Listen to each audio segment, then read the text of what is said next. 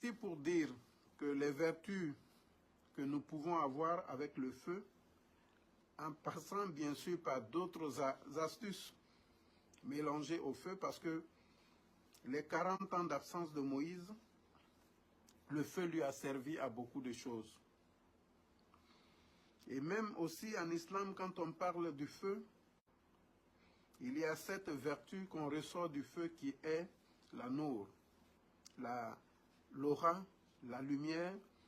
Donc cette aura qui est une partie de l'émanation de notre cœur qui est en nous, qui nous permet de transcender et d'aller à d'autres dimensions. Alors, je voudrais qu'on en parle.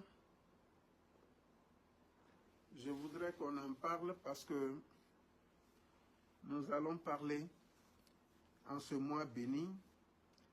Nous sommes énormes dans ce monde qui avions des besoins, des préoccupations, qui chacun de nous le disent de sa manière à Dieu.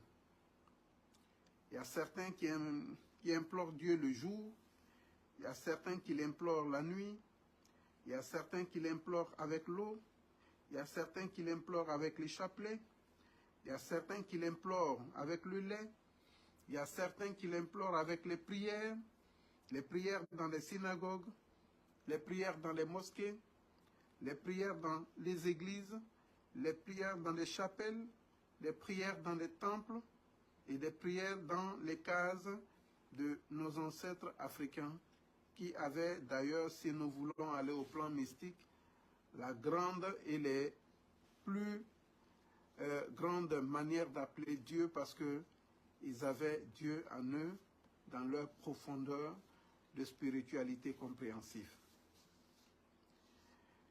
Mais la vie, c'est aussi ça. Dieu s'est révélé à plusieurs communautés et la logique voudrait que nous disions qu'il y en a qui sont nés avec Dieu en eux et il y en a auxquels Dieu s'est révélé parce qu'il fallait que ce soit ainsi.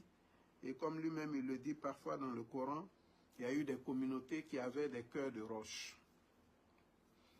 Et ces communautés, quand nous les citons, ils sont énormes dans l'existence même de notre vie.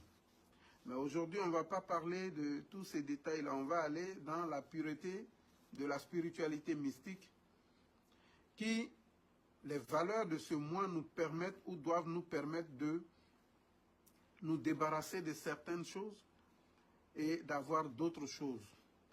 La préoccupation aujourd'hui universelle,